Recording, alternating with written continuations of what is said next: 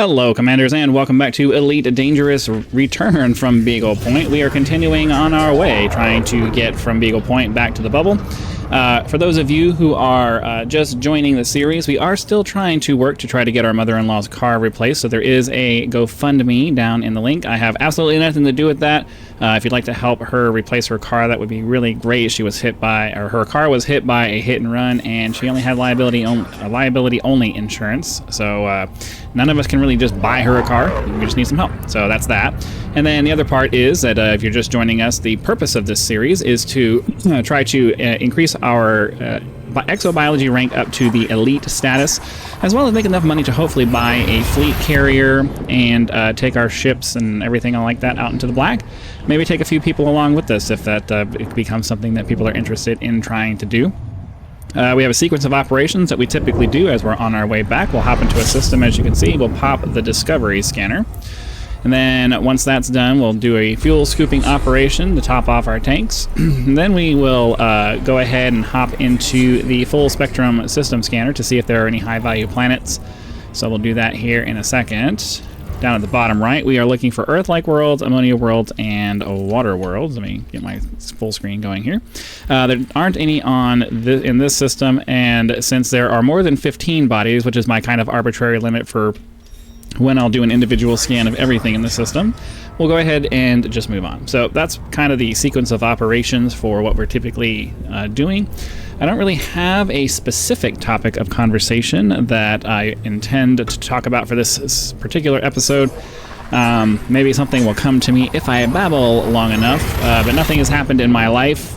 Well, I guess we can talk about that. I recently moved from the RV spot that I was in before to a new spot where we're basically all by ourselves on a property that I am expected to maintain. I guess it's probably a good topic to discuss. It's it's sort of a life update, I guess. It was always intended for me to come here, but because there was a lot of rain over the winter, the house of one of the park managers was flooded out and they needed a place to stay, so they were occupying the spot that we're currently in right now, and we ended up going to just the regular RV park while I did my volunteer services over there. It says it's an Earth-like world. I'm trying to find that. It'd be nice if we could get that scanned and it's not like super far away. 46,000 for that one. Oh, 558. Alright, let's go ahead and get ourselves pointed in the right direction, get our cruise or super cruise assist turned on. And there we go. So yeah, I was always supposed to come here, but just because of circumstances, I wasn't able to come straight here. I ended up going to the RV park, where I volunteered for, a month and a half, 2 months, something like that. And now I'm over here at the new spot. I've only been, today was my second day working here, but, we'll see how it goes as we continue. It seems like it's a better spot than where we were because we're more or less, we're not surrounded by other RVers, but at the same time, it is a property that people are able to rent out to do events and things like that, like small events. So we do have, and there's a club or something that kind of runs the building. And they come in and out a lot too. So, as much as I wish it was a place where there wasn't a lot of people coming back and forth, either spot would be the same thing. Because if I'm not having people coming back and forth here for this building using their thing, I would have it over at the other park with people coming in with their RVs and camping and just generally making lots of noise. I'm hoping that it's going to be much more quiet here though, because well, there's a park nearby and they can get kind of loud when people decide to have their little events there, but for the most part, especially at night, it's generally it seems like it's pretty quiet compared to the RV park. I mean, the RV park was relatively quiet, but every once in a while you'd get rappy guests who want to make a lot of noise and they don't understand the concept of, hey, maybe people are trying to sleep right now. Lots of people in the world who just don't give a crap about anybody but themselves. All right. Go ahead and get our charging going and we'll move on too many bodies in this system for us to do a full-on scan, and a good portion of them looked to be in that cluster that was about 46,000 light seconds away. And I don't generally bother with things that are that far. I generally have a limit of about 10,000 light seconds, so that's kind of the reason why we ended up just skipping this system. So yeah, we're in the new spot. We have a nice little fenced-in area of the property that we were able to put our RV, and it's, you know, you can see in it if you're really trying to, but for the most part, it's pretty private. For the first time in a long time, I think for the first time I've ever had my trailer, I feel relatively helps to put the throttle back up. I feel relatively comfortable opening my curtains all the way and just kind of leaving them open during the day, because, you know, I'm not parked right next to somebody else who might be able to see inside and all that kind of stuff. I'm a pretty private person, and I don't like it when I feel like people are staring at me. So yeah, that's kind of the sort of the life update right now. I don't remember what made me think of that. I'm sure there was something I was saying that made me think of that, but I can't remember what it was. One of the cool things about the property, though, is I get to operate one of those zero-turn mowers, because it's big enough that you need a riding mower to maintain the property. And it kind of reminds me of dual joysticking on this game. You have two levers that you push back and forth to kind of move your forward, turn, all that kind of stuff. It's a little vaguely similar to the way that you would fly one of these ships around doing a HOSAS setup, which is kind of cool. I mean vaguely in the most vague sense of the word. There's always that. But yeah, hopefully we're going to find something interesting in this episode.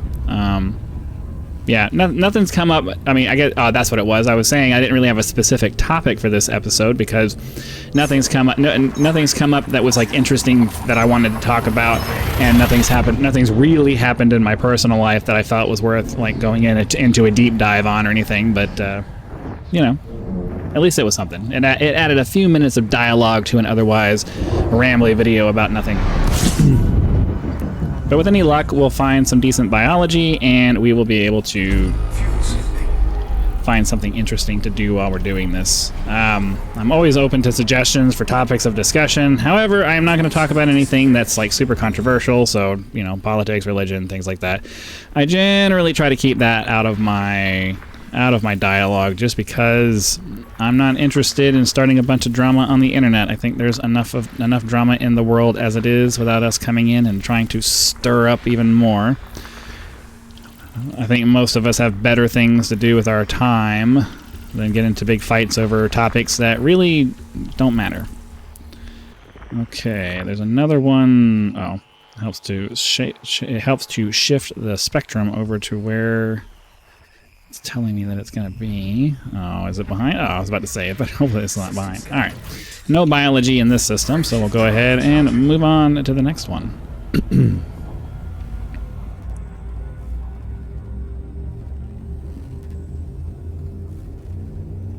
So, I got to come up with something to talk about. Okay, I guess I can talk about that. For a very long time, I haven't really had to do much in the way of physical labor, and for the last couple of months, I've been doing a lot. And moving here, the property hasn't really been maintained that well, at least as far as I'm concerned. You know, it looks okay. The people have come and done what they can, but I feel like they sort of rely on having somebody here, and there hasn't been there hasn't been a dedicated resident here maintaining the property for a while. They were really excited to have me scheduled to come over here because they've been looking for somebody for a long time, and you know, they really want to have somebody here who can actually stay on top of keeping everything the way it's supposed to be. So I don't want to say that the property looked like it didn't look bad. It's just, you know, you look at things and you see that you know, this really needs to be better. This really needs to be more organized or more trimmed or more whatever. So I'm trying to do a little bit of catch up, but at the same time, I've spent a long time avoiding... here we go. Biological features. If you look over there in the top right of the screen, you can see features, biological, and we do typically try to find at least 2 biological signatures before we're going to invest the time to go and scan and land and find things on the ground. So that's good. At least we found something. It's always nice when we're able to do that.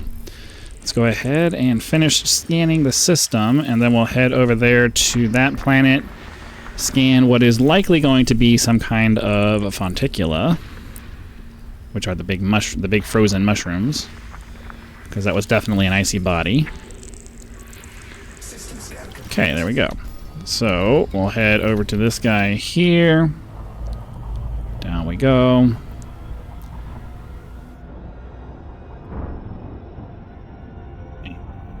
There we go. All right. Excuse me. So anyways, like I was saying, I'm having to put a lot more physical activity into things than I'm used to. It's, you know, I don't mean that to sound like it's complaining. It's just a statement of fact. I'm a lot more tired than I typically would be because I'm putting in a lot more physical effort than my body is used to, and you know, it takes a while for your body to adjust to that kind of change in circumstance. So I'm definitely feeling it.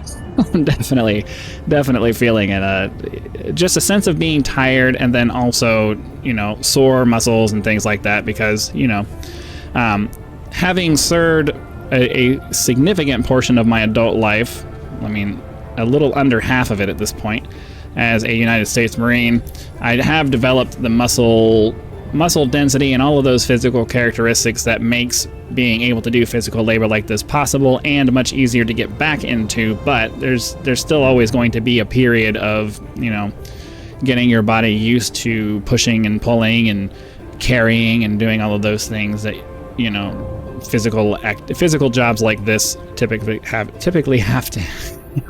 require.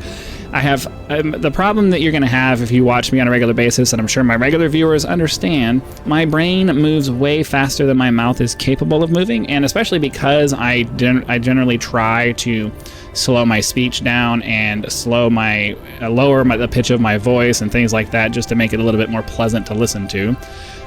My brain races ahead of my mouth, and I always end up getting a little bit tongue-tied, not because I don't know what I'm trying to say, but because my brain has already moved on to the next topic before my mouth has finished saying whatever it is that I'm trying to say. So it is something I try to work on, but if you have an overactive brain like mine, and I don't mean that like intelligence, I'm just saying overactive as in it goes way faster than it really probably should, then you know what I'm talking about. It's really frustrating and annoying.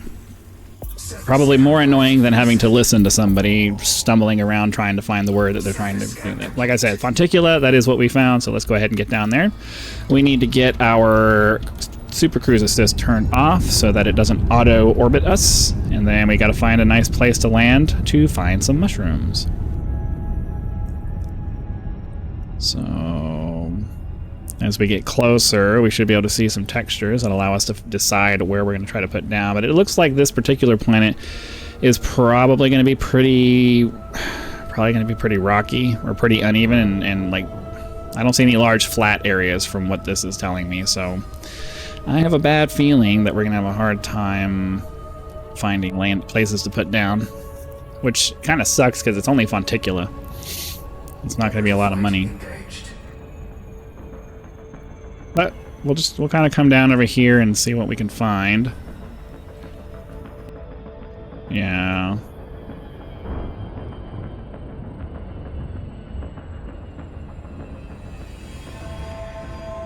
Well, we'll see. Hopefully it'll turn out to be something okay. That looks relatively flat.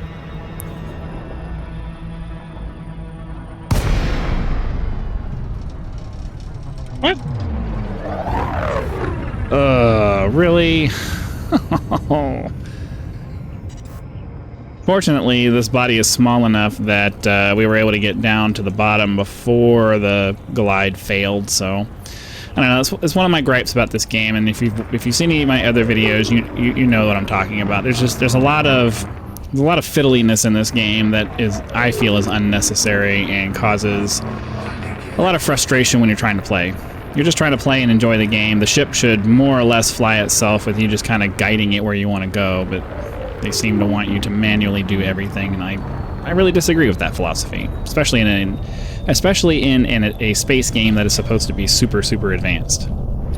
We can jump from star. We have the technology to jump from star to star, but not to have computers that can more or less fly these things for us if we want them to. But unfortunately, there's a lot of, you know, quote-unquote hardcore people who feel like, no, you should be flying because it requires skill and blah, blah, blah. Whatever, dude. I'm trying to have fun, not impress you. I think, you know what, that's probably a good way to look at the difference between the two different kinds of players on Fonticula lapida or lapida. I'm not really sure. Amethyst. That's probably a good way to look at the difference between hardcore versus a casual. Is you know, the casual person is just trying to have fun. We're not interested in impressing you. We don't care about impressing you. Our self-worth does not revolve around making other people go, ooh, ah, look what he did. I couldn't care less about your impression of my game playing ability, my skill, or any of that stuff. I'm just trying to have fun. And I'm trying to, and my channel is more about trying to find other people who want to enjoy having fun rather than trying to impress other people. Like, impressing people is exhausting. Ugh. It's so exhausting. The amount of effort that you have to put in to make somebody go, wow, that was cool. Like, why? I've never understood it. I mean, obviously there's a biological component to wanting to impress people, but from a social perspective, it's like, why do you care what anybody else thinks about? Why do you care if people think that you're awesome? Like, you don't have enough self-worth in yourself to just be okay with who you are. I don't understand it. I don't understand it. But I don't claim to be a super genius or anything like that. I'm sure there's a good reason, and I just don't know it. All right, we'll go ahead and grab this here. I did see a circular thing that looked like it might have been some kind of a bacteria. We'll pop back up after this, and if we can find one relatively quickly, then we'll go ahead and grab the bacteria for this planet as well. Otherwise, we'll go ahead, hop back into space, because we're early enough into this video that ending it now would be pretty premature. So let's go ahead. We'll hop back up. We'll look around for a patch. It looked like it was some kind of light green or something on this planet. It stood out pretty well from the surface. So let's look around for a second and see if maybe we can find. See if we can find one. I don't remember where I saw it. Oh, right there.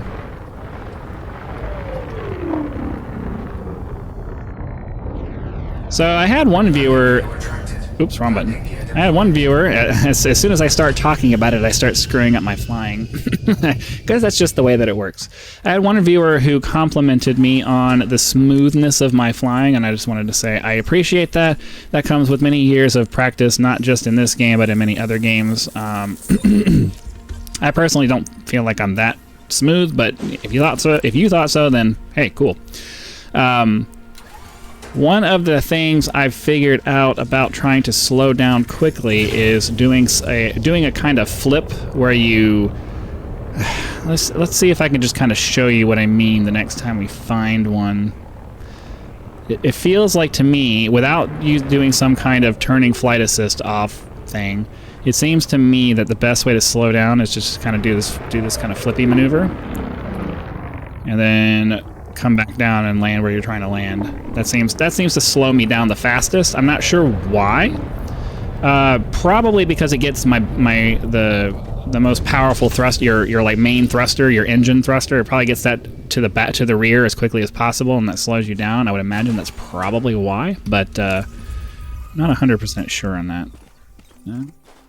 Is this not? I'm not crazy, right? There was a bacteria somewhere over here. We were just looking at one.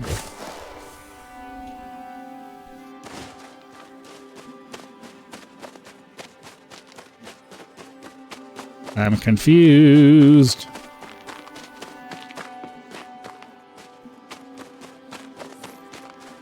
Oh, there it goes. Sorry about the sniffle there. All right, there we go. That's 2, I believe. Bacterium informum, yellow. So we need 1 more of those, and then we might go ahead and call it because it's gonna be right under the 20-minute mark. And to be perfectly honest with you, I don't really feel like doing another couple of jumps just to kill 10 more minutes. So let's see if we can find 1 more, and then we'll try to do our little patented flip over maneuver.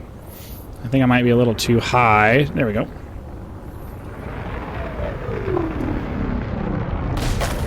And that's why I fly with shields.